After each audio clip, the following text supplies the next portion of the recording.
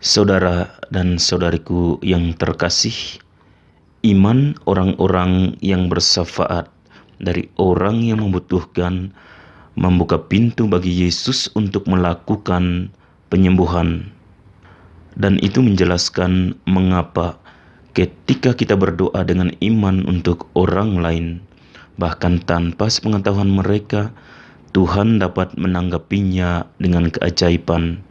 Marilah kita menghampiri Tuhan dengan kepercayaan yang rendah hati dan penuh kasih dari perwira. Ketika kita menerima komuni kudus, dengan sungguh-sungguh kita berdoa, Tuhan, aku tidak layak menerima Engkau masuk ke dalam rumahku, tetapi katakan saja sepatah kata dan jiwaku akan sembuh. Tuhan memberkati kita semua.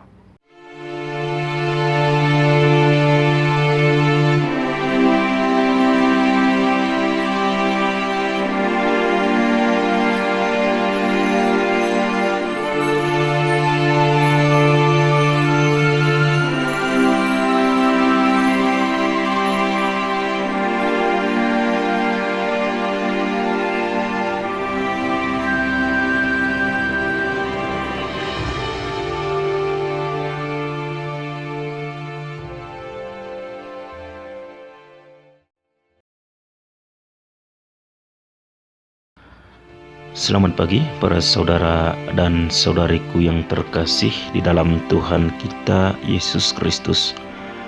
Jumpa lagi bersama saya Frater Andra dalam permenungan kita pada pagi hari ini. Kita awali permenungan kita dengan doa. Dalam nama Bapa dan Putra dan Roh Kudus. Amin.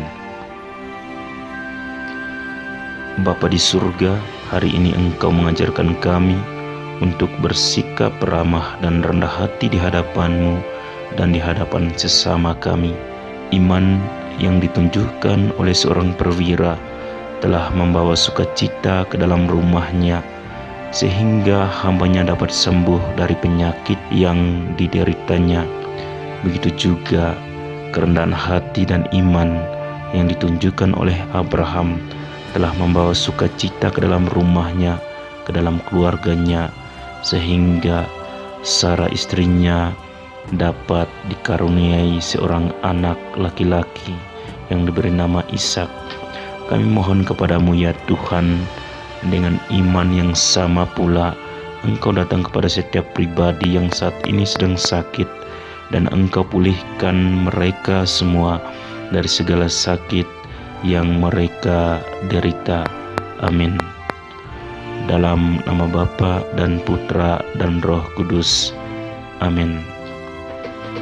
Injil Matius bab 8 ayat 5 sampai 17. Ketika Yesus masuk ke Kapernaum, datanglah seorang perwira mendapatkan Dia dan memohon kepadanya, "Tuan, hambaku terbaring di rumah karena sakit lumpuh dan ia sangat menderita." Yesus berkata kepadanya, "Aku akan datang menyembuhkannya."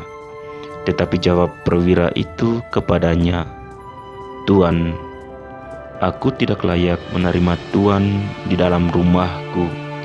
Katakan saja sepatah kata, maka hambaku itu akan sembuh.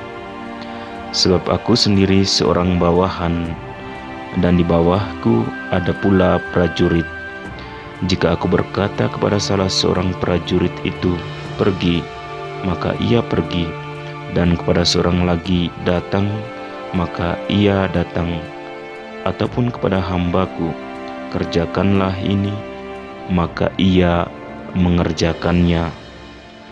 Setelah Yesus mendengar hal itu, heranlah ia dan berkata kepada mereka yang mengikutinya, "Aku berkata kepadamu, sesungguhnya iman sebesar ini tidak pernah aku jumpai pada seorang pun di antara orang Israel.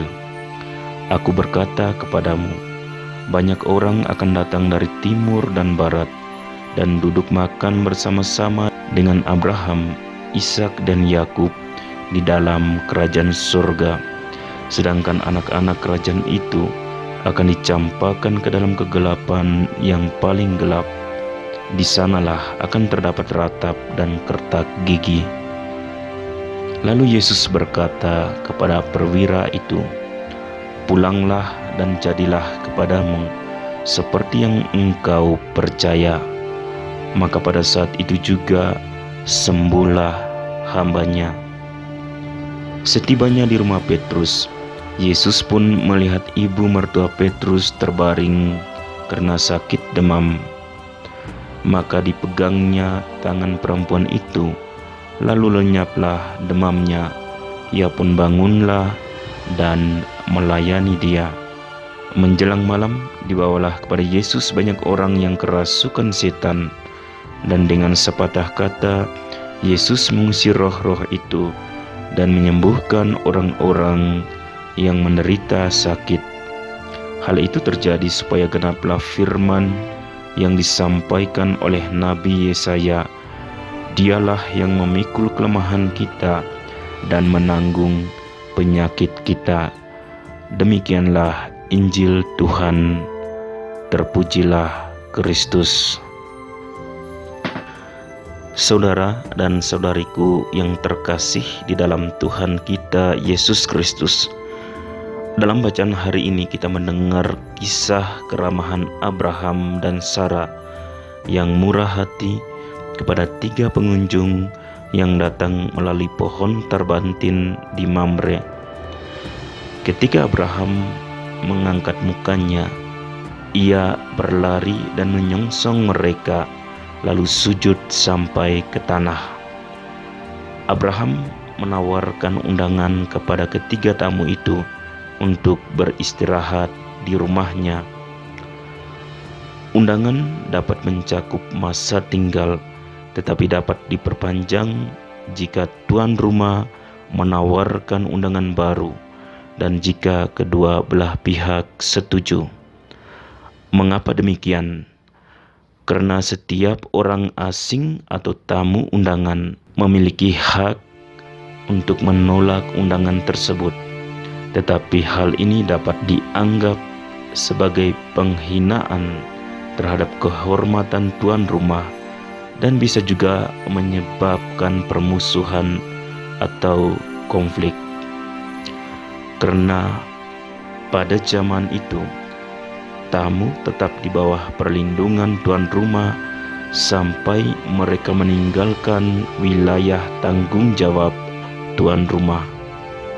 Setelah menerima undangan, peran tuan rumah dan pengunjung didasarkan pada aturan adat. Pengunjung tidak boleh meminta apapun. Tuan rumah memberikan yang terbaik yang tersedia baginya, terlepas dari apa yang mungkin dia tawarkan dengan rendah hati dengan apa yang ia miliki.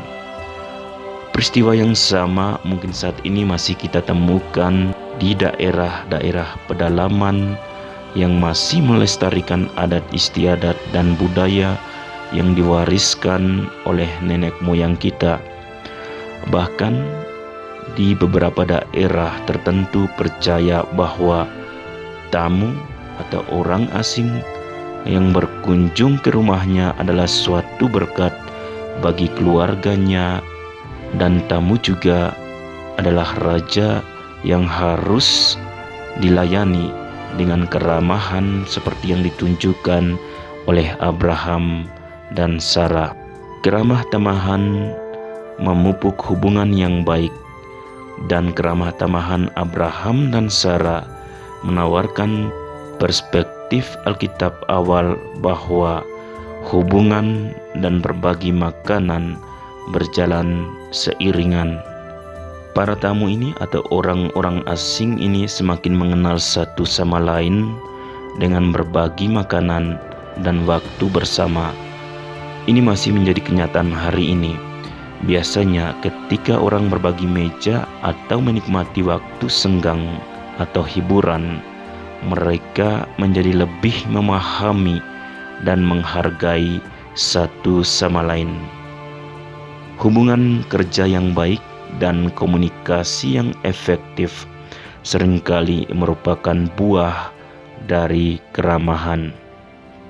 Saudara dan saudariku yang terkasih, Injil hari ini kembali memperlihatkan kepada kita bagaimana iman itu hidup dalam diri seorang perwira, dan iman itu menyembuhkan pelayan dari perwira itu. Perwira itu menunjukkan kerendahan hati yang luar biasa, yang menggarisbawahi imannya bahwa Yesus berasal dari Tuhan, dengan mengatakan, "Tuhan, saya tidak pantas Tuhan datang kepada saya, tetapi bersabdalah saja, maka aku akan sembuh." Iman seorang perwira ini yang kemudian kita lakukan dalam perayaan liturgi kita, yaitu sebelum menerima komuni, kita selalu mengulangi perkataan ini. Ini adalah suatu tindakan iman yang membuat Yesus takjub, karena perwira itu memiliki iman yang lebih tulus daripada siapapun yang pernah dia temui di Israel. Setelah kita melihat peristiwa iman perwira itu, kemudian Yesus mengajak kita hari ini ke rumah Simon Petrus untuk bertemu ibu mertuanya yang sakit parah karena demam.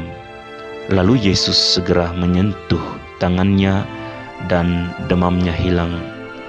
Dalam kedua kasus tersebut, iman orang-orang yang bersyafaat dari orang yang membutuhkan membuka pintu bagi Yesus untuk melakukan penyembuhan. Dan itu menjelaskan mengapa ketika kita berdoa dengan iman untuk orang lain, bahkan tanpa sepengetahuan mereka, Tuhan dapat menanggapinya dengan keajaiban. Saudara dan saudariku yang terkasih di dalam Tuhan kita Yesus Kristus, keselamatan adalah untuk semua orang, baik Yahudi maupun non-Yahudi. Kebenarannya adalah bahwa Allah memilih umat Israel untuk memberi mereka peran utama dalam sejarah keselamatan. Bangsa Israel akan menjadi yang pertama menerima panggilan keselamatan, tetapi kemudian keselamatan akan menjangkau setiap orang, ras, dan bangsa. Pemilihan Israel tidak berarti penolakan terhadap bangsa lain. Kesediaan Yesus yang rendah hati untuk menjawab dengan belas kasih kebutuhan semua orang yang meminta, bahkan orang kafir, adalah model interaksi kita dengan setiap orang yang kita jumpai, terutama mereka yang paling membutuhkan. Marilah kita menghampiri Tuhan dengan kepercayaan yang rendah hati dan penuh kasih dari perwira. Ketika kita menerima komuni kudus dengan sungguh-sungguh, kita berdoa, "Tuhan, aku tidak layak menerima Engkau masuk ke dalam rumahku, tetapi katakan saja sepatah kata, maka jiwaku akan sembuh." Tuhan memberkati kita semua. Amin. Marilah berdoa. Bapa yang kudus, Yesus telah bersabda kepada kami, "Tuaian memang banyak tetapi pekerja sedikit.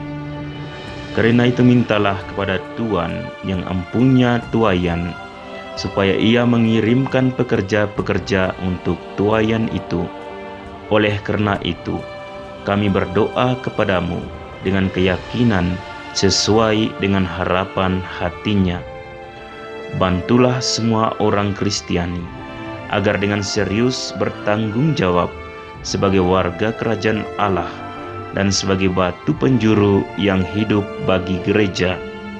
Pilihlah dari antara umat-Mu pekerja-pekerja kerasulan, imam, diakon, biarawan-biarawati, dan rasul-rasul awam, sehingga kabar sukacita dimaklumkan kepada semua bangsa, dan belas kasih-Mu diketahui oleh semua saudara dan saudari kami. Amin. Maria, Ratu para Rasul, doakanlah kami. Para Rasul Kudus, doakanlah kami. Santo Fransiskus dari Assisi, doakanlah kami. Padre Eusebio Menard y Señor Hector Duran, jadilah perantara bagi kami. Amin. Dalam nama Bapa dan Putra dan Roh Kudus. Amin.